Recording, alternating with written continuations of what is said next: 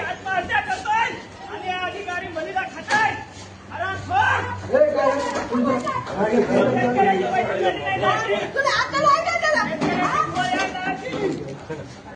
आणि 4,000 क्विंटलानं सोयाबीन घेतलं 3.5 आणि हे सरकार सांगते आम्ही सरकारी काटे लावू. हे सरकार व्यापाऱ्याचं सरकार आहे. फाशी झाली तरी मी हरकत नाही, पण शेतकऱ्यावर अन्याय होऊ देणार नाही. शेतकऱ्यासाठी मी फासावर चढायला तयार आहे.